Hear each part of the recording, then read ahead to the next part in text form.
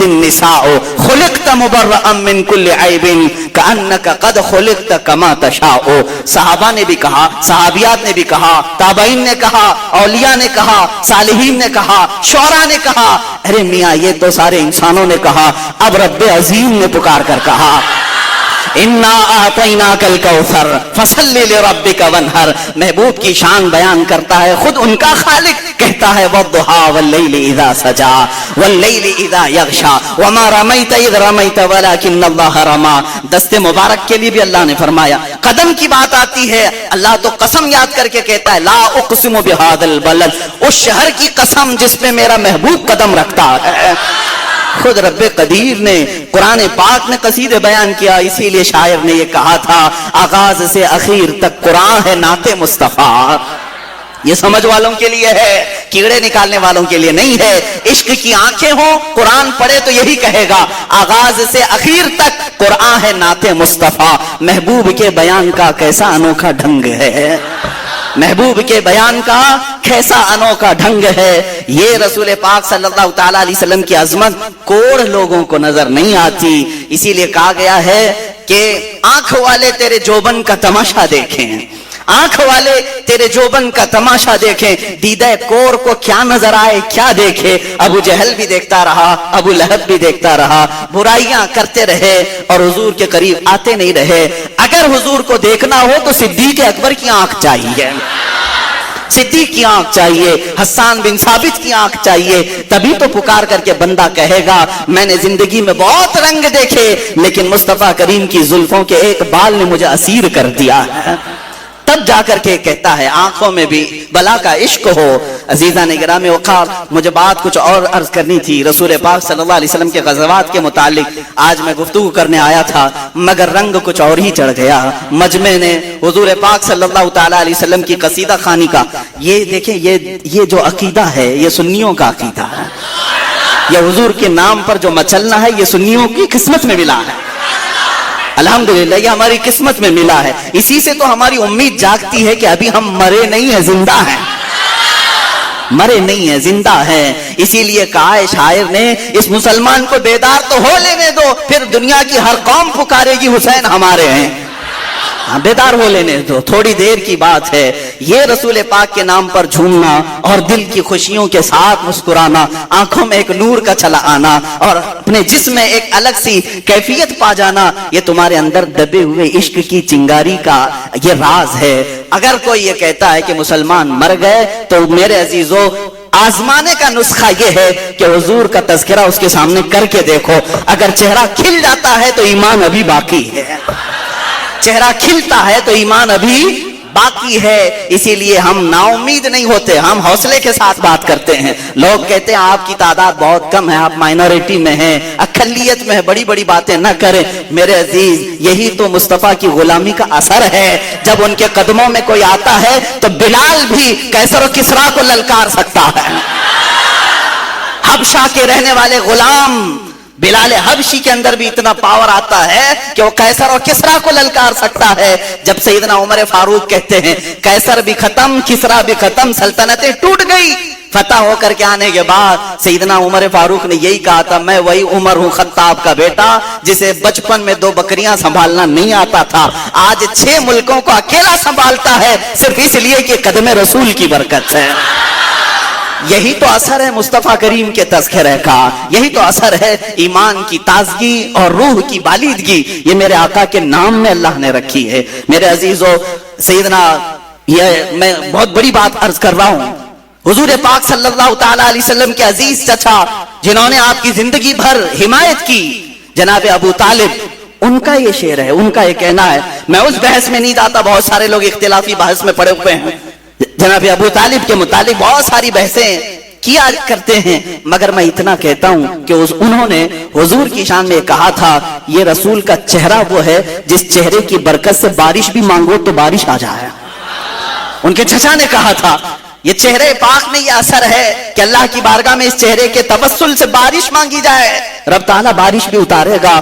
اے میرے عزیزو، تم اپنی قسمت پر کیوں نہ قربان جاؤ، اس رسول پاک کو اللہ نے تمہارے حصے میں عطا کیا ہے۔ یہی تو قرآن میں کہا لقد من اللہ علی المؤمنین اذ بعث فیہم رسولا من انفسہم، اس اللہ نے تم پر بہت بڑا احسان کیا ہے کہ تمہارے درمیان اپنے محبوب رسول کو پیدا کیا ہے۔ وہ اب تم پر عذابات نہیں ڈالتا، پچھلی قوموں کی طرح گناہ آج بھی ہیں، نہ پتھر برستے، نہ آگ برستی ہے، نہ ہواؤں کا عذاب، نہ خنزیر بنائے جاتے ہیں، نہ کتے بنائے جاتے ہیں، نہ خنزیر نہ بندر بنائے جاتے ہیں، کچھ نہیں ہوتے۔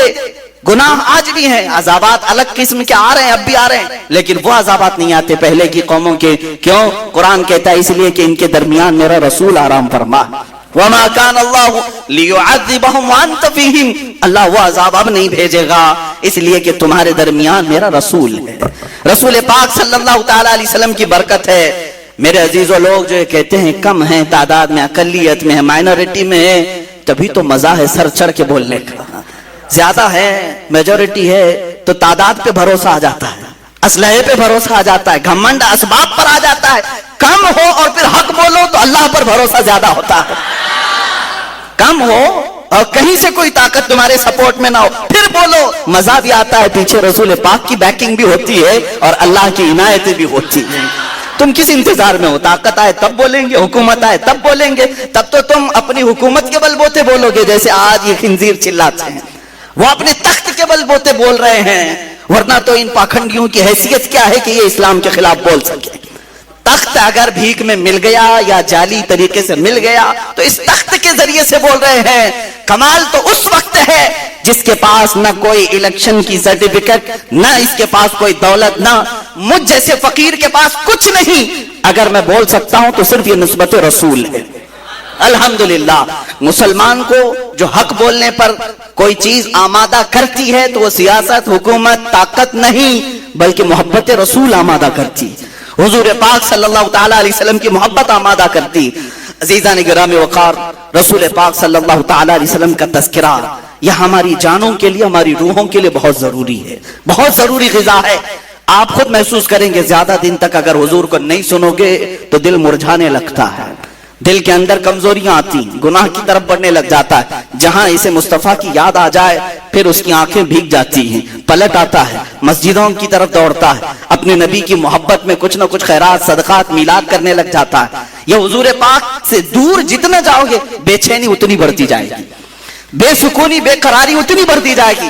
اور اس کا اندازہ کرو، جتنا قریب ہوتے جاؤ گے، جتنے قریب ہوتے جاؤ گے، وہ نور کے ان جہانوں کا سفر کرنے لگ جاؤ گے جہاں تمہارے برابر کا کوئی آ نہیں سکتا، کوئی آ نہیں سکتا۔ حضور پاک صلی اللہ تعالی علیہ وسلم سے قربت کا جو سفر ہے، اے نوجوانوں، یہ خوش قسمت لوگوں کا سفر ملتا ہے جو سب کچھ چھوڑ دیا ہو، جیسے صہیب رومی کی طرح اپنے ماں، باپ، بھائی، بہن سب کو چھوڑ کر مکہ سے نکلے تھے۔ ماں نے پکار کر کے کہا صہیب تمہارے بدن پر جو کپڑے ہیں یہ ہمارے سلائے ہوئے ہیں، تیری کمائی کے نہیں۔ وہ بھی نکال کے دے دیا، وہ بھی نکال کے دے دیا۔ مدینے جانا تھا رسول پاک کی بارگاہ میں، کیا پہنا؟ ٹاٹ کے کپڑے، گونی جو تھیلا ہوتا ہے اس کو اوڑھ کر کے کانٹے لگا لیے۔ اتنے پہ نہیں، باپ نے گنڈے بھیجے راستے میں اور مار توڑ کیا، اتنا مارا کہ ناک سے خون آیا۔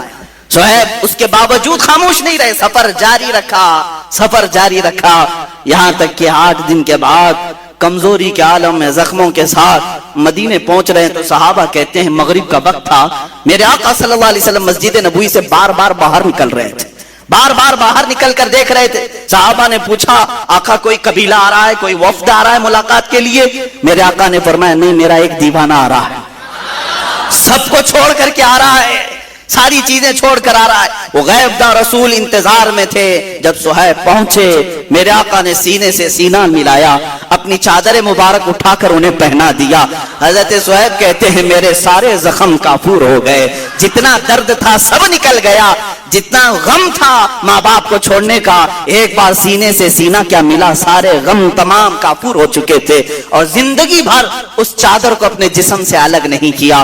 حضرت صہیب اسی چادر کو لے کر قبر میں بھی دفن ہو گئے۔ اخیر تک وہ کہتے تھے اے لوگو لوگوں سنو، دنیا میں اگر سب سے زیادہ عزیز کوئی ہوتا ہے تو وہ ماں ہوتی ہے، سب سے زیادہ محبت کوئی کرتا ہے وہ باپ اور ماں ہوتے ہیں۔ میں وہ انسان ہوں جس سے ماں اور باپ نے بدن کے کپڑے بھی چھین لیے۔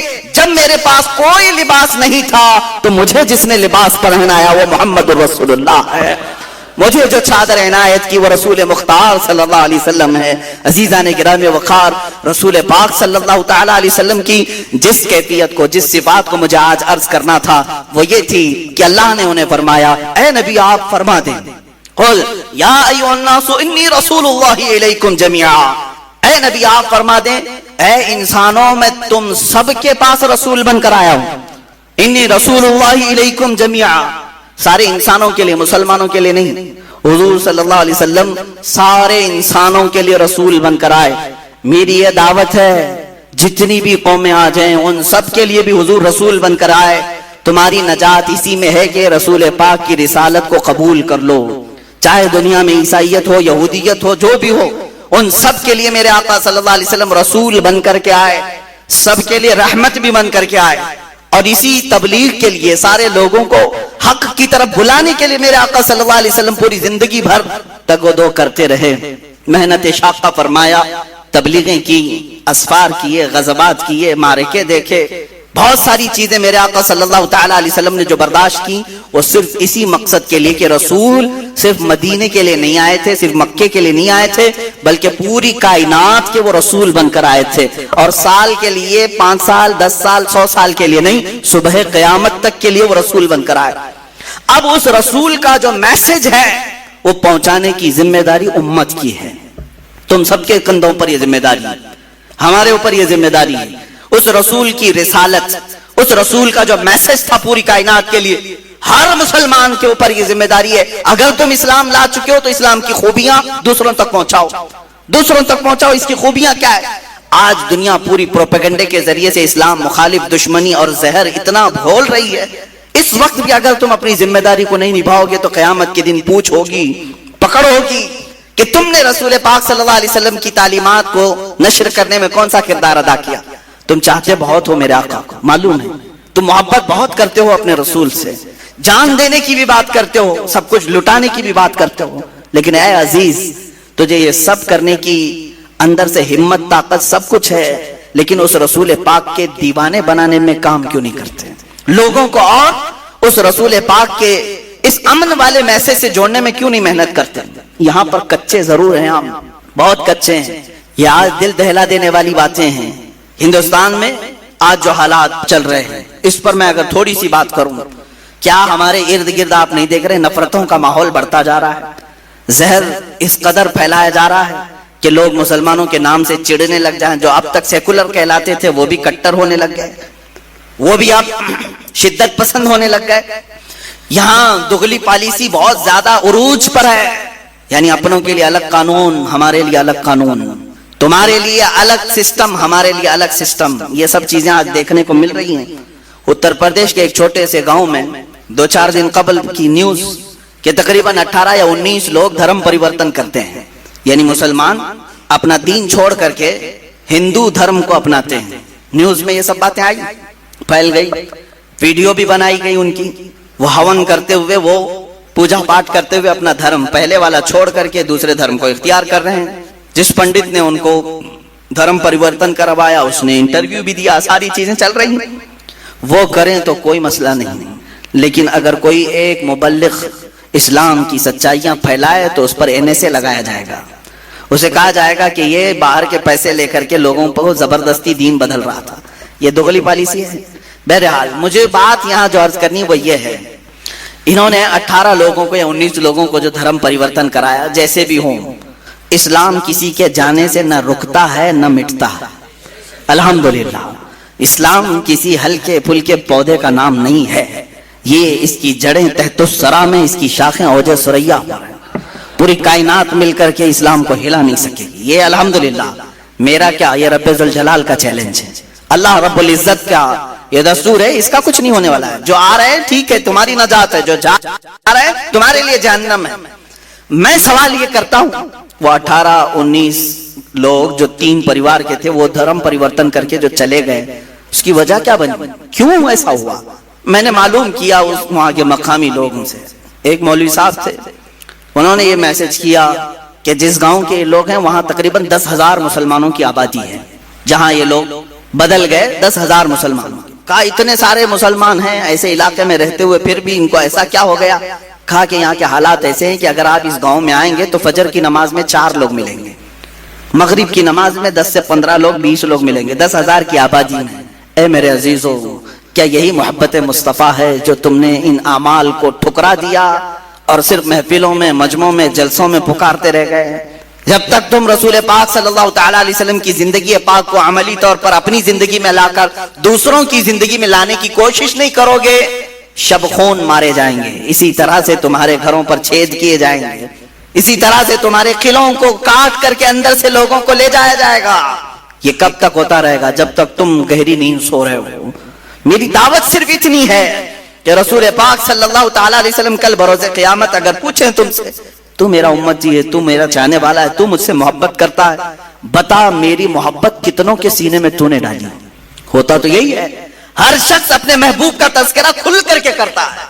آپ جہاں بیٹھتے ہیں اپنے محبت کرنے والوں کے تذکرے کرتے رہتے ہیں، دوسروں کو بھی منواتے رہتے ہیں.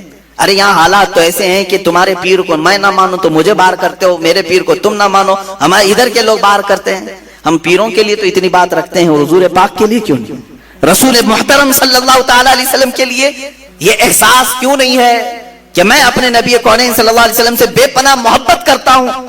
تو سیکنڈری میرے اوپر ذمہ داری یہی آتی ہے کہ میں دوسروں کو بھی اس طرح محبت میں تڑپتا ہوا دیکھوں، ان کے سینوں میں بھی محبت مصطفیٰ کو دیکھوں.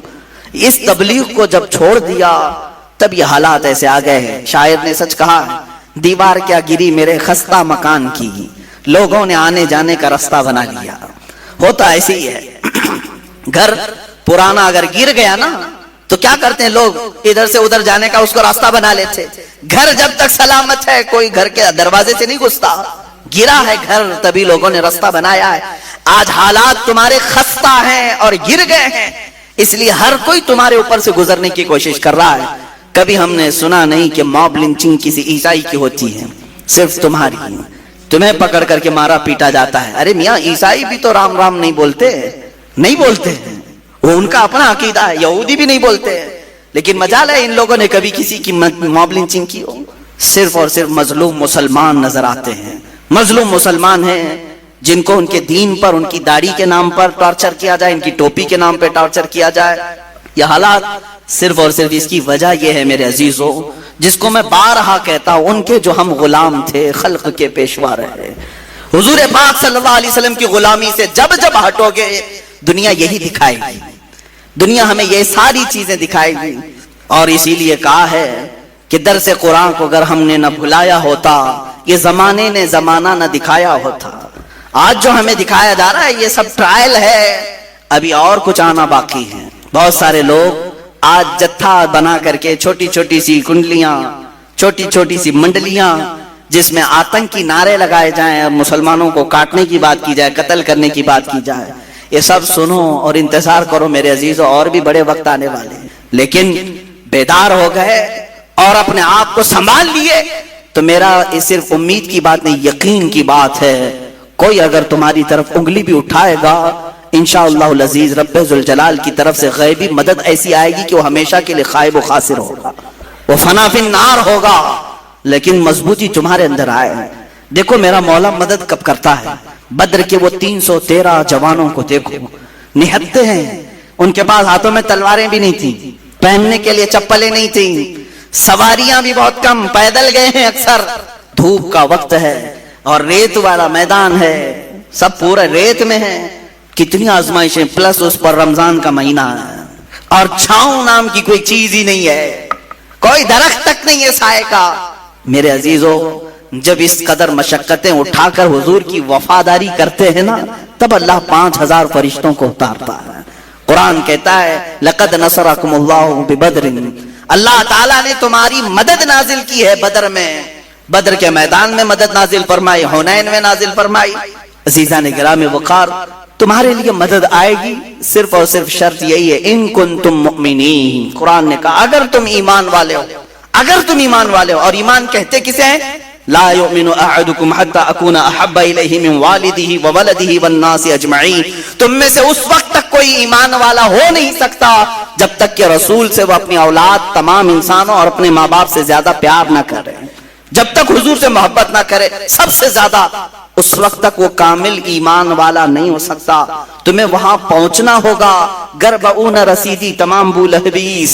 اقبال نے کہا اگر تم وہاں تک نہیں پہنچے تو زندگی تو ابو لہب کی طرح ہے، قریب رہ کر کے بھی نہیں پہنچ سکا۔ میرے عزیزو، اب بات میں کرتا ہوں حضور پاک صلی اللہ علیہ وسلم کی رحمت للعالمین کی۔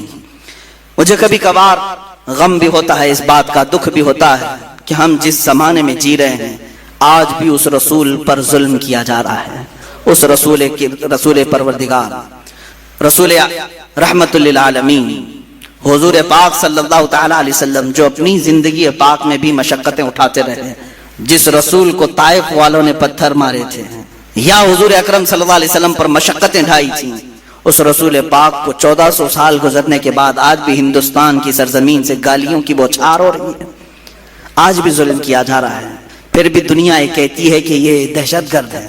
آج تم نے جتنی گالیاں میرے نبی کو دیں، میں سمجھتا ہوں کسی بھی دھرم کی مقدس شخصیت کو اتنی باتیں نہیں کہی گئی ہوں، کسی بھی نہیں۔ مجھے بتاؤ یہودیوں کی جو مقدس شخصیات ہے ان سے کون چھیڑ چھاڑ کرتا ہے؟ نہ ہم نے آج تک گالی دی، دوسرے بھی نہیں۔ عیسائی اور یہودی لڑتے رہتے تھے الگ بات ہے، عیسائی جن کو مقدس مانتے ہیں ان کو کون گالیاں دیتا ہے؟ پلس ہندو جن کو مقدس مانتے ہیں ہم کہاں انہیں گالیاں دیتے ہیں؟ لیکن ایک مظلوم شخصیت ہے رسول مختار صلی اللہ علیہ وسلم کی، آج بھی دنیا اپنے نشانے پر رکھی ہوئی ہے۔ کارٹون بنانا ہے انہیں کوئی دوسرا نہیں ملتا، رسول کی ذات ملتی ہے۔ انہیں مسخرہ کرنا ہے، جوک بنانا ہے، حضور کی ذات ملتی ہے۔ انہیں گالیاں بھپکیاں دینا ہے، حضور کی ذات ملتی ہے۔ آج کتنے کمزور ہو گئے یہ کروڑوں مسلمان، کتنے کمزور ہو گئے کروڑوں مسلمان۔ وہ عروہ بن مسعود کی بات مجھے یاد آتی ہے جس کو قاصد بنا کر کے لوگوں نے بھیجا تھا کہ جاؤ دیکھاؤ محمد نے کتنی طاقت جمع کی۔ عروہ بن مسعود یہ قاصد بن کر کے آئے تھے دشمنوں کی طرف سے، اور حضور صلی اللہ علیہ وسلم کی طاقت دیکھنے آئے تھے کہ یہ للکارتے ہیں قیصر و کسریٰ کو بھی، سپر پاور کو بھی، ہے کتنی ان کے پاس طاقت۔ کیا دیکھا تھا انہوں نے؟ کیا دیکھا تھا؟ جنگی ہتھیار دیکھا تھا حضور کے ساتھ؟ صحابہ کے ساتھ بہت بڑے ہتھیار دیکھے تھے؟ نہیں، بلکہ وہ کہتے میں نے دیکھا مغرب کی اذان ہوئی، محمد صلی اللہ علیہ وسلم وضو کے لیے نکلے، وضو کا پانی لایا گیا، وضو جیسی کرنے لگے صحابہ ارد گرد ایسے جمع ہو گئے اتنی بڑی تعداد میں۔ وہ محمد صلی اللہ علیہ وسلم وضو کے لیے ہاتھ دھوتے ہیں، کلی کرتے ہیں، ناک میں پانی چڑھاتے ہیں، چہرہ دھوتے ہیں۔ وہ عروہ بن مسعود دور کھڑے ہو کر دیکھ رہے ہیں اور کہتے ہیں میں نے دیکھا حضور کے جتنے صحابہ ہیں وہ کوئی اپنا دامن سامنے کیا ہے، کوئی ہاتھ سامنے کیا ہے، حضور کے چہرے کے پانی کو سب اپنے ہاتھوں میں لیتے ہیں، کوئی اپنے دامن پہ لیتا ہے۔ ایک قطرہ بھی حضور کے وضو کا نیچے گرنے نہیں دیا صحابہ نے، یا تو اپنے دامن پر لیا یا ہاتھوں پر لیا اور چہرے پر مل لیا، جو پانی جس کو زیادہ ملا وہ اپنا پی لیا۔ حضور پاک صلی اللہ علیہ وسلم کا لعاب پاک بھی اگر کلی میں نکلا ہے صحابہ نے پی لیا۔ عروہ بن مسعود یہی دیکھ کر واپس گئے اور اپنے گرو گھنٹالوں سے کہا کہ چھوڑ دو محمد سے لڑنے کی بات۔ کہا کیا ہے ان کے پاس ہتھیار؟ کہا ہتھیار تو میں نے بہت نہیں دیکھا لیکن دیوانوں کی فوج دیکھا ہے، ان کی تعظیم ایسے کرتے ہیں، قیصر و کسریٰ کے دربار میں بھی میں نے ایسی تعظیم نہیں دیکھا۔ ارے وہ دیوانے ایسے ہیں محمد صلی اللہ علیہ وسلم کے وضو کے قطرے کو بھی گرنے نہیں دیتے، ان کے ناک کا پانی، ان کی کلی کا پانی، ان کے جسم کا پانی اپنے بدن پر لیتے ہیں، ہاتھوں پر لیتے ہیں، چہرے پر مل لیتے ہیں۔ یہ قوم کب رسول کا خون گرنے دے گی؟ وہ قوم جو وضو کے قطرے کو گرنے نہیں دیتی وہ خون کا قطرہ کہاں سے گرنے دے گی؟ اس لیے چھوڑ دو۔ میرے عزیزو، دنیا کی طاقتیں اگر ان کے اندر ہلچل مچی ہے اور ان کے اندر لرزہ طاری ہوا تھا تو صرف صحابہ کی یہ دیوانگی کو دیکھ کر، میرے آقا پر وارفتگی کو دیکھ کر کہ یہ ایسے ہیں، یہ جان دینے سے بھی کتراتے نہیں ہیں، اس لیے اس قوم سے لڑنے کا چھوڑ دو۔ قیصر و کسریٰ جیسے بڑے سپر پاور ڈر گئے تھے تو صرف صحابہ کی اس وارفتگی کو دیکھ کر کہ یہ حضور کے وضو کا قطرہ گرنے نہیں دیتے۔ اور آج دنیا اگر تم سے نہیں ڈر رہی ہے تو اس لیے کہ یہ اپنے نبی کی حرمت کو، عزت کو کبھی خاطر میں نہیں لاتے، خاطر میں نہیں لاتے۔ کچھ بھی کرو اپنے رسول کے لیے یہ جھیل لیتے ہیں، برداشت کر لیتے ہیں، اس لیے ان کو خوب گالیاں تو ان کو مارو، کچھ نہیں ہونا۔ آج اگر تمہارے اندر جذبہ وہی ہوتا جو صحابہ نے اپنے رسول پاک صلی اللہ علیہ وسلم کے لیے پیش کیا. عزیزان گرامی، وہ صحابہ کا جذبہ یہی تھا جو جنگوں میں بھی، سفر میں بھی، حضر میں بھی، حتیٰ کہ وہ نمازوں میں بھی تک حضور پاک کے دیدار کو عبادت کا عین سمجھتے تھے. حضور کی پیروی، حضور کی اطاعت، ان کی دلجوئی کو عبادت سمجھتے تھے اور حقیقت ہے. اور آج ہم نے جو یہ دوریاں اختیار کی ہیں، یہی ایک اصل مقصد ہے، اصل سبب ہے، یہی ایک اصل وجہ ہے جو ہمارے اوپر ذلتیں مسلط کی جا رہی ہیں. اب میں بات عرض کرتا ہوں جس چیز سے حضور پاک صلی اللہ علیہ وسلم کی زندگی پاک میں نے طے کیا تھا بہت دن پہلے ہی کہ اس بار اگر آپ کے درمیان حضور کی سیرت بیان کرنا ہے تو حضور کی مدنی سیرت کو بیان کروں گا. اس لیے کہ بہت سارے لوگ مکی سیرت ہی بیان کرتے ہیں. ہوتا کیا ہے، حضور کی زندگی کے دو حصے ہیں، مکی زندگی ہے اور مدنی زندگی. 53 سال تک حضور کہاں رہے؟ مکہ مکرمہ میں رہے. 10 سال صرف مدینہ طیبہ میں رہے. لیکن پوری 53 سالہ زندگی کو ایک طرف، اعلان نبوت کے بعد حضور نے جب نبوت کا اعلان فرمایا، وہ آپ کی عمر مبارک جب 40 سال کی تھی، 40 سال سے لے کر کے 53 سال تک، یعنی 23 سال نہیں، تقریباً 13 سال حضور پاک صلی اللہ علیہ وسلم کہاں رہے؟ مکہ مکرمہ. وہ 13 سال کی زندگی اور 10 سال مدینے کی. مکی زندگی کو اس لیے بہت سارے لوگ بیان کرتے ہیں کہ وہ بیان کرنے میں کچھ ہونا نہیں ہے. ہاں بس یہ ہے کہ لوگوں کے جذبات ہوں گے، رحم کا معاملہ ہے، ارے میرے نبی پر ایسا ہوا ایسا ہوا، مکہ والوں نے ستایا پریشان کیا، طائف والوں نے ستایا پریشان کیا، حضور کا سوشل بائیکاٹ کیا، پتے کھانے پر مجبور کیا، یہ سب مکہ میں ہوا، یہ سب مکہ میں ہوا. حضور صلی اللہ علیہ وسلم کے لیے کانٹے بچھائے گئے، یہ مکہ میں ہوا. حضور پاک صلی اللہ تعالیٰ علیہ وسلم کے گلے میں کسی نے گمچھا ڈال کر کھینچا، یہ مکہ میں ہوا. صحابہ کو جو مارا گیا، یہ مکہ میں ہوا. یہی سب مکی سیرت بیان کی جاتی ہے. میرے عزیزوں، مدنی سیرت بھی بیان کی جائے جہاں رسول پاک صلی اللہ تعالیٰ علیہ وسلم نے اسلامی سلطنت کو اسٹیبلش کیا، قائم کیا، اور پھر صحابہ رضوان اللہ تعالیٰ علیہ مجمعین جو وہاں سے نکلے تو پوری دنیا میں سمندر کی طرف پھیلتے چلے گئے. وہ مدنی زندگی تھی. مدنی زندگی حضور پاک صلی اللہ تعالیٰ علیہ وسلم کی غزوات سے بھری ہوئی ہے. غزوات کس کو کہتے ہیں؟ جنگوں کو. اب میں آتا ہوں اصل بات پر، جس لفظ کو بہت سارے لوگ سننا نہیں چاہتے، ہم وہ سنانا ضرور چاہتے ہیں. وہ ہے رسول پاک کی جہاد کی زندگی. میرے آقا صلی اللہ تعالیٰ علیہ وسلم نے جہاد کیا ہے کہ نہیں کیا ہے؟ کیا ہے. پھر حضور نے جو کیا اس لفظ کو بولنے سے آج ڈرو گے؟ پھر کہو سب کو کہ اگر لفظ جہاد سخت ہے تو پھر مجھے میرے نبی کی آدھی سیرت چھوڑنی پڑ جائے گی. میں ہر چیز چھوڑ سکتا ہوں، میرے نبی کی زندگی کا ایک گوشہ بھی نہیں چھوڑ سکتا. جو جان مانگو تو جان دے دیں، جو مال مانگو تو مال دے دیں، مگر یہ ہم سے کبھی نہ ہوگا، نبی کا جاہو جلال دیتے ہیں. ہم اس میں کمپرومائز نہیں کریں گے. حضور کی زندگی سے لفظ جہاد نکالو گے، نہیں، جہاد پہ مت بولیے آپ. یہ جہاد وغیرہ پہ بولیں گے تو آپ کو آتنکوادی بنا دیں گے. ایسے آتنکوادی بنے تو کوئی فرق بھی نہیں پڑتا، کوئی فرق بھی نہیں پڑتا.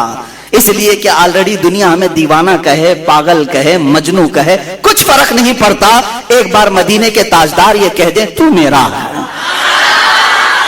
دنیا کچھ بھی کہے، ہمیں اس سے کیا غرض ہے؟ نہ یہ حساب لینے والی ہے، نہ یہ سزا و جزا دینے والی ہے. ہمیں جو کچھ لینا ہے وہ مدینے کے تاجدار سے لینا ہے.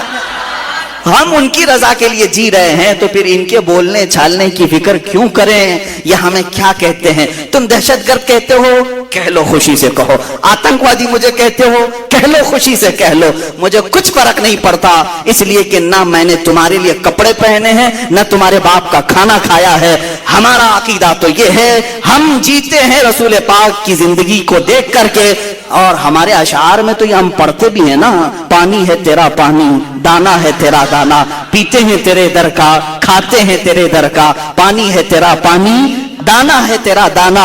اور رسول پاک صلی اللہ علیہ وسلم کی بارگاہ سے ہاں اتنا ڈر ضرور ہوتا ہے کہ کہیں اس دربار سے ہمیں کوئی دور نہ کر سکے.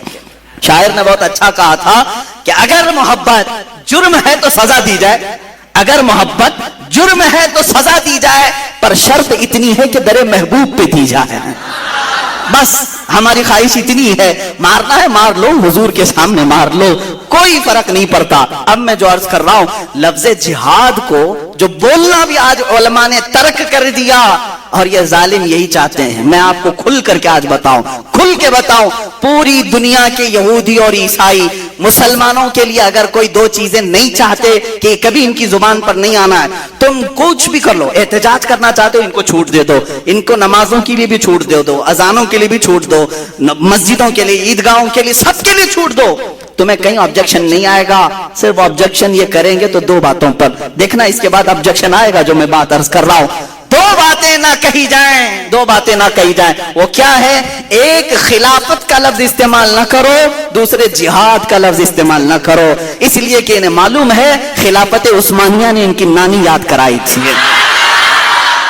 انہیں معلوم ہے خلافت عثمانیہ سلطان عبد الحمید نے فرانس کو گھٹنے ٹیکنے پر مجبور کیا تھا, ہر ایک کو گھٹنے ٹیکنے پر مجبور کیا تھا. انہیں پتا ہے خلافت آنے کے بعد کوئی عبد الحمید بھی زندہ ہو سکتا ہے. انہیں پتا ہے اگر خلافت آئی تو صلاح الدین بھی اٹھ سکتا ہے. انہیں پتا ہے خلافت اگر آئی تو شہاب الدین غوری بھی آ سکتا ہے.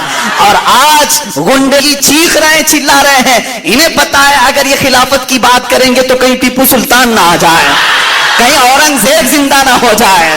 ہم عرض کریں گے, ہم بات کریں گے, خلافت کی بھی بات کریں گے اور جہاد کی بھی بات کریں گے. میرے عزیزو, جہاد ان کو سمجھانے کی ہمیں کیا ضرورت ہے, وہ مصطفیٰ کریم صلی اللہ علیہ وسلم کا جہاد. اب لگے ہوئے ہاتھوں میں ایک مختصر سی بات عرض کر دوں. ان کو ایسا لگتا ہے کہ اسلام یہ جہادوں کی بات کر کر کے پھیلایا ہے گیا ہے اور قتل سے پھیلایا گیا ہے. شرم سے ڈوب مرو گے اگر میں تاریخ بتا دوں, شرم سے ڈوب مرو گے. تاریخ میں بتاتا ہوں, سن لو کان کھول کر کے. میرے آقا صلی اللہ علیہ وسلم کی پوری زندگی پاک میں تقریباً 80 غزوات اور سرایا ہوئے ہیں. غزوہ اس کو کہتے ہیں جس میں خود حضور تشریف لے گئے, سرایا اس کو کہتے ہیں جس میں حضور نے کسی کو وکیل بنا کر بھیجا, اب خود نہیں گئے, صحابہ کو بھیجا. یہ ٹوٹل ملا کر کے 80 ہوتے ہیں حضور کی زندگی میں, وہ بھی 10 سال کی زندگی میں. 80 کو ہٹا کر کے بھی اگر دیکھیں تو 17 غزوات, بعض نے 27 کا ذکر کیا ہے جس میں حضور تشریف لے گئے. اے مسلمانوں سوچو, 27 جنگیں یا 80 جنگیں ہوئی حضور کی زندگی میں. سوچ رہے ہو کتنی جنگیں, کتنی جنگیں, کتنی جنگیں, اتنی جنگیں 10 سال میں. لیکن قتل کتنے ہوئے یہ تاریخ ان سے بھی پوچھو, مجھ سے بھی پوچھو. پوری ان 80 جنگوں کے اندر 139 مسلمان قتل ہوئے, 139. کتنے؟ 139. اور ٹوٹل جو کافر مرے 112. ان پوری جنگوں میں 112, 139, تقریباً 250 کے آس پاس. سمجھ میں آ رہا ہے؟ 250 لوگوں کا قتل ہوا 10 سال 80 جنگوں میں. تم اپنا بھی پیراہن ذرا چیک کر کے دیکھ لو. دنیا کی فرسٹ ورلڈ وار جو ہوئی, جس میں برطانیہ بھی ہے, جرمن بھی ہے, روس بھی ہے, سب جوجھ رہے ہیں. جانتے ہیں آپ فرسٹ ورلڈ وار, پہلی جنگ عظیم میں 1.5 کروڑ لوگ مرے ہیں, 1.5 کروڑ لوگ قتل ہوئے ہیں. تم امن کی بات کرنے کے لیے آج نکلے ہو, کہتے ہو جہاد میں بہت سارے لوگ مارے گئے. لا کے دکھا دو میرے آقا کی زندگی کی تاریخ میں کتنے مرے تھے اور تمہارے ہاتھوں سے کتنے مرے. فرسٹ ورلڈ وار میں 1.5 کروڑ لوگ مرے, اور سیکنڈ ورلڈ وار جو 39 سے 45 کے آس پاس, 1939 سے 45 کے بیچ میں قریب ہوئی, تقریباً 3 کروڑ سے زیادہ لوگ مرے ہیں. بعض میں تخمینہ بتا رہا ہوں 3 سے 5 کروڑ کے بیچ لوگ مارے گئے. زخمیوں کی تعداد الگ, جو گم ہوئے ان کی تعداد الگ. ارے کروڑوں کی بات کر رہا ہوں, حساب کہاں ہے آج, ان کو کہاں سمجھ میں آئے گا کروڑ. یہ مارنے کے خوگر ہیں, قتل کرنے کے عادی ہیں, اور بات کرتے ہیں چور کوتوال کو ڈانٹنے نکلا ہے. ان کے ہاتھ, ان کا دامن خون سے بھرا ہوا ہے. کتنی جنگوں میں کتنے مارے گئے, ایک لسٹ نکالو اور پھر آؤ میرے سامنے بیٹھو, حضور کی جنگیں دیکھتے. میرے آقا صلی اللہ علیہ وسلم نے بھی غزوات کیے, پورے ٹوٹل غزوات میں 250 سے زیادہ لوگ نہیں مارے گئے, 250 سے زیادہ. اگر یہ قتل کرنے کے لیے ہی جہاد ہوتا تو لاکھوں کی تعداد یہاں پر بھی ہوتی. اصل جہاد جو ہوتا ہے وہ امن قائم کرنے کے لیے ہوتا ہے, امن قائم کرنے کے لیے. جہاد کو ایک ایگزامپل میں بتا دوں, ایک ایگزامپل. بھائی تمہارا ہاتھ پھوڑی ہو گئی ہے, سڑ رہا ہے, ڈاکٹر کے پاس گئے, کیا کرے گا ڈاکٹر؟ چاقو مارے اور کہے گا میں یہ آپریشن کر کے کاٹ کے نکالتا ہوں. وہ جہاد ہی تو کر رہا ہے. وہ کیا کرنے کے لیے ہاتھ کی پھوڑی کاٹا؟ तुम उसको न जालिम कहोगे न बदमाश कहोगे, अरे डॉक्टर चाकू लेके काट दिया फोड़ी को, नहीं, बल्कि कहोगे बड़ा अच्छा आदमी है, फोड़ी को निकाल दिया। हाँ, अब आपको तारीख में बताऊं, सहाबा ने जितनी मर्तबा तलवार उठाई फोड़ियां मारने के लिए उठाई, जमीन पर जितने फोड़े थे उनको मारने के लिए ही निकाला। आज भी दुनिया इस बात को तस्लीम करती है कि जिससे जमीन पर खतरा है उसको अगर खत्म करने के लिए कोई निकलता है तो उसको कोई भी आतंकवाद नहीं कहता, उसको तो अमन का मसीहा कहते हैं। आज हुजूर पाक सल्लल्लाहु तआला अलैहि वसल्लम के जिहादों को जो तस्करा करना भी लोगों ने छोड़ दिया, यही वजह है कि वो तुम्हें दबाते चले गए। और अब तो ये हो गया कि एक लक़ब दिया जा रहा है मुसलमानों को, क्या लक़ब दिया है? जिहादी है, जिहादी है। बहुत सारी जगह टॉन्ट मारते हैं, यानी ताने के तौर पर। तुम ताना मारते होंगे, लेकिन मैं तो खुशी से कबूल करने को तैयार हूं। बहुत सारे लोगों ने नमाजी तो कहा था, हाजी तो कहा था, पहले तुम हो जो जिहादी कहते हो, क्योंकि इस्लाम के फराइज में ये भी एक फरीजा है। हाँ, कलमा पढ़ना है, नमाज पढ़ना है, रोजा है, हज है, ज़कात है। पहले हज से पहले जो 5वां फर्ज था वो जिहाद फी सबीलिल्लाह था, जिहाद फी सबीलिल्लाह था। तुमने नमाजी कहा, रमजान का रोजेदार कहा, हज का हाजी कहा, ज़कात का खैराती कहा। एक चीज बची थी जो तुमने हमारे लिए कहा, कोई मसला नहीं है। अजीजा ने गिरामी वक़ार, खौफ दिल से निकालो, खौफ दिल से निकालो, शर्म हया उससे करो जो अल्लाह रब्बुल इज्जत की बारगाह में गुनाह की तरफ तुम्हें ले जाए और उससे दूर करे। उससे शर्म हया ना करो जो तुम्हें अल्लाह से करीब करने वाली है। जैसे लोग, रहमानी हया और है, शैतानी हया और है। रहमानी हया, शैतानी हया। शैतानी हया जो तुम्हें नेकियां करने में रोक लगाती है, रहमानी हया वो है जो गुनाह करने में आती है।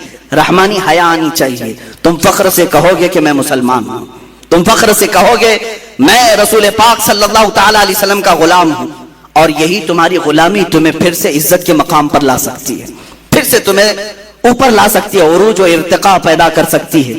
इकबाल ने क्या ही बेहतर कहा, उन्होंने जिंदगी भर यूरोप के दौरे, जर्मन के दौरे, बहुत सारी जगहों पर देखा, और वापस आकर के अपनी कौम को जो मैसेज दिया वो यही था कि मोहम्मद से वफा तूने तो हम तेरे। इलाज तुम्हारा यही है, इलाज तुम्हारा यही है कि मोहम्मद अरबी सल्लल्लाहु अलैहि वसल्लम से वफा करो।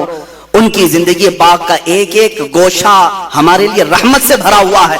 अगर रसूल पाक के हम रोजे बयान करते हैं, रसूल पाक की अगर हम नमाजें बयान करते हैं, रसूल पाक का उम्मत के रोना हम बयान करते हैं, रसूल पाक की अताएं हम बयान करते हैं, रसूल पाक सल्लल्लाहु अलैहि वसल्लम का मोहब्बत से लोगों से मिलना जुलना बयान करते हैं, तो रसूल पाक का जिहाद बयान करने में क्या दिक्कत है, क्या हर्ज है?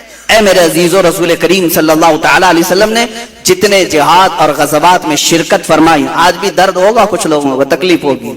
ये इसलिए तकलीफ होगी, मैं आपको बताऊं, बहुत दिनों तक जब बीमारी चढ़ जाती है, कैंसर जल्दी जाता नहीं, कीमोथेरेपी करनी पड़ती है, और कीमो में बहुत दर्द होता है। बहुत सारे लोगों ने जहनों पर यह बात डाल रखी है कि अचानक तब्दीली की यह बात कैसे आएगी, कैसे हम ये कहेंगे आप हुजूर पाक सल्लल्लाहु अलैहि वसल्लम की जिहाद, लफ्ज बदलते हैं, कुछ छुपा करके दूसरा करते हैं। अजीजा ने गिरामी, बात ये जो कंप्रोमाइज की आ रही है, हुजूर की सीरत छोड़ रहे हो तुम, हुजूर को बयान करना छोड़ रहे हो तुम। अभी एक गांव में गया था, वहां पर एक साहब कान में बोलने लगे, हज़रत सब लोग आपको सुनने के लिए आए हैं, आधा घंटा 1 घंटा आप कुछ बोलें, लेकिन एक मेरी रिक्वेस्ट है हज़रत, ये शहादत पे मत बयान कीजिए, शहादत वगैरह पे मत बयान कीजिए। कहा क्यों? कहा नहीं, वो लोग फिर ये समझेंगे कि आप सबको जंग में लेके चले जाएंगे। यानी ऐसी सोच बनी हुई है क्या मैं जंग में ले जाने की बात कर रहा हूं? ऐ मेरे अजीजों, मैं उन साहब से कहा, अच्छा इमाम हुसैन की शहादत बयान करूं या नहीं करूं? नहीं, वो तो चलता है, वो तो सुनना ही है हमको। मैं कहा तुम क्या खाक सुनोगे, करबला की बातें सुनते सुनते तुम बुज़दिलों की ये बात ही नहीं है कि करबला को सुनो। इमाम हुसैन की शहादत तो सुनते हो रो रो करके, लेकिन अपने घर में किसी हुसैन को पैदा होने की तमन्ना भी नहीं करते। उस वक्त तुम्हारे बच्चे हुसैन आजम के किरदार को अपनाएंगे जिस दिन तुम अपने बच्चों को यह बयान करोगे, एक तरफ 82 लोग थे, एक तरफ 22,000 थे, तब भी डट करके अगर कोई बोल रहा था वो रसूल का नवासा बोल रहा था। ये किरदार बताओ ना, ये किरदार बताओ। खाली ये बताते हो कि मारे गए, उनके बच्चे तोड़े गए, काटे गए, अरे ये बताओ कि 22,000 के सामने डट कर जो बोल रहा था वो हुसैनी किरदार। आज जरूरत है कौम को, آج ضرورت ہے. عاشقان مصطفیٰ کبھی نہ تعداد دیکھتے ہیں نہ طاقت دیکھتے ہیں. صدیق اکبر جیسا کوئی ہو جو 50,000 کے مجمع میں بھی جا کر کے یہودی کو گستاخی خدا پر تھپڑ رسید کر سکتے ہیں اور انہیں خوف نہیں اس بات کا کہ 50,000 لوگ مجھے ماریں گے. نہیں، بلکہ یہودیوں کے مجمع میں اس کو پکڑ لیا کہ تو میرے رب کی شان میں کیسے گستاخی کر رہا ہے. اس نے مارا نہیں، حضور کی بارگاہ میں ان کو پکڑ کر کے لایا اور کہا کہ ابو بکر کو کیسے تم نے پرورش کیا، تربیت کیا، یہ تو مجھے تھپڑ رسید کیا سارے لوگوں کے سامنے. یہودیوں کا عالم شکایت لے کر آیا. حضور نے پوچھا ابو بکر کیسے تم نے مار دیا اتنے بڑے مجمع میں؟ کہا اے اللہ کے نبی، یہ رب کی شان میں گستاخی کر رہا تھا. یہ کہہ رہا تھا مسلمانوں کا خدا غریب ہے، مسلمانوں سے قرضہ لیتا ہے. اس یہودی نے انکار کر دیا، نہیں نہیں نہیں، میں ایسا نہیں کہہ رہا تھا، یہ جھوٹ بول رہے ہیں. میں تو کہہ رہا تھا خدا بڑا غنی ہے، مسلمان فقیر ہیں، میں خدا کی شان بیان کر رہا تھا. بدل دیا اور اس جھوٹے کی گواہی میں سارے یہودی جھوٹے بھی کھڑے ہو گئے. سب کہنے لگے ہاں ہمارے عالم صاحب تو ایسے ہی کہہ رہے تھے، ایسے ہی کہہ رہے تھے. جب ایک جھوٹا کھڑا ہوتا ہے تو اس کے ساتھ بہت سارے جھوٹے بھی کھڑے ہوتے ہیں. جو کہہ رہا ہے وہ سب صحیح کہہ رہا ہے. جیسے آج ہم اپنے ملک میں دیکھ رہے ہیں، ایک پاگل بولتا رہتا ہے اور بہت سارے انت بخت کہتے ہیں سب صحیح کہہ رہا ہے، سب صحیح کہہ رہا ہے. ارے یہ تمہیں چوہا بنا دے تو بھی صحیح ہے، کتا بنا دے تو بھی صحیح ہے، گدھا بنا دے تو بھی صحیح ہے. خیر یہودیوں کی یہی صفت تھی، سب جھوٹی گواہی دی. حضور نے فرمایا ابو بکر تمہارے پاس بھی کوئی گواہ ہے کہ تم نے گستاخی خدا سنا اور مارا؟ کہا میں اکیلا تھا، کوئی نہیں ہے. حضور پاک صلی اللہ تعالی علیہ وسلم نے اب فیصلہ جو کیا جاتا ہے وہ ایویڈنس کے اوپر کیا جاتا ہے نا، آدھار ثبوتوں کے آدھار پہ کیا جاتا ہے. لیکن میرے عزیزو اسی وقت قرآن کی آیت نازل ہوئی. اللہ نے آیت نازل کی لقد سمع اللہ قول الذین قالوا ان اللہ فقیر ونحن اغنیاء. بے شک اللہ نے سن لیا ہے ان کی بات کہ یہ کہہ رہے تھے کہ اللہ فقیر ہے اور ہم غنی ہیں.